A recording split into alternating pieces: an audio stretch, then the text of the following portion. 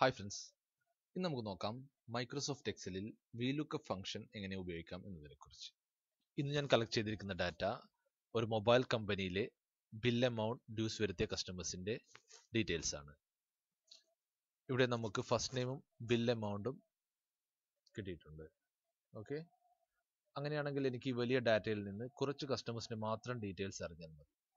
വിലുക്കപ്പ് function ഉപയോഗിച്ച് details എങ്ങനെ collect ചെയ്യാം എന്ന് നോക്കാം. എനിക്ക് ബിൽ എമൗണ്ട് ആണ് ഇവിടെ വരേണ്ടത്. അതിനായി ഞാൻ ഇവിടെ ഒരു ഈക്വൽ ടു സൈൻ ഇട്ടതിന് ശേഷം മോർ ഫംഗ്ഷനിൽ ക്ലിക്ക് ചെയ്ത് ഇവിടെ വിലുക്കപ്പ് എന്ന് ടൈപ്പ് ചെയ്യുന്നു. ഗോ പ്രസ് ചെയ്യുക. അതിനുശേഷം നമുക്ക് വിലുക്കപ്പ് ഫ്രണ്ടിൽ തന്നെ കാണാൻ സാധിക്കും. അതിൽ ക്ലിക്ക് ചെയ്തതിന് ശേഷം ഓക്കെ പ്രസ് ചെയ്യുക. അതിനുശേഷം ലുക്കപ്പ് വാല്യൂസ് എന്നതിൽ നമ്മൾ ഈ ഏരിയ സെലക്ട് ചെയ്യുന്നു. ടേബിൾ എറേ എന്ന ഈ കോളത്തിൽ ക്ലിക്ക് ചെയ്തതിന് ശേഷം ഫസ്റ്റ് നെയിം മുതൽ നമുക്ക് ബിൽ എമൗണ്ട് വരെ സെലക്ട് ചെയ്യാം. നമ്മൾ ബിൽ എമൗണ്ട് വരെ സെലക്ട് ചെയ്യുമ്പോൾ നമ്മൾ 2 റോസ് ആണ് സെലക്ട് ചെയ്തിരിക്കുന്നത്.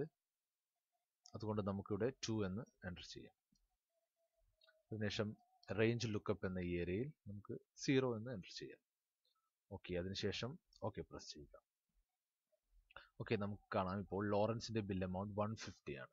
ഇവിടെ നമുക്ക് നോക്കാം, ലോറൻസിന്റെ ബിൽ എമൗണ്ട് 150 ആണ്. ഓക്കെ, നമുക്കിനി സിബിയുടെയും നിഷാദ്, വിനീഷ്, ഷബിൻ എന്നിവരുടെയൊക്കെ ഡീറ്റെയിൽസ് അറിയേണ്ടതുണ്ട്. അതിനായി നമ്മൾ ഈ ഏരിയയിൽ ക്ലിക്ക് ചെയ്തതിന് ശേഷം ഈ സൈഡിൽ മൗസ് വെച്ച് കഴിഞ്ഞാൽ നമുക്കൊരു പ്ലസ് എന്നൊരു സൈൻ കാണാം. അതിൽ ഡബിൾ ക്ലിക്ക് ചെയ്യുക. ഓക്കെ, അപ്പോൾ നമുക്ക് ബാക്കി എല്ലാവരുടെയും ഡീറ്റെയിൽസ് കാണാൻ സാധിക്കുന്നതായിരിക്കും. ഓക്കെ, നമുക്ക് നോക്കാം ലിൻഡയുടെ ബിൽ എമൗണ്ട് എത്രയാണെന്ന്. ഓക്കെ, 350 ആണ് ഇവിടെ കാണിച്ചിരിക്കുന്നത്. നമുക്ക് ഈ വലിയ ഡാറ്റയിൽ ലിൻഡയുടെ ഡീറ്റെയിൽസ് ഓക്കെ 350 ആണ്.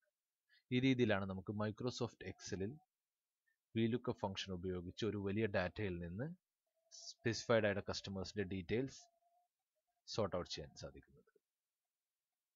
Okay friends, thanks for watching my videos. Please do subscribe and comment. Bye bye.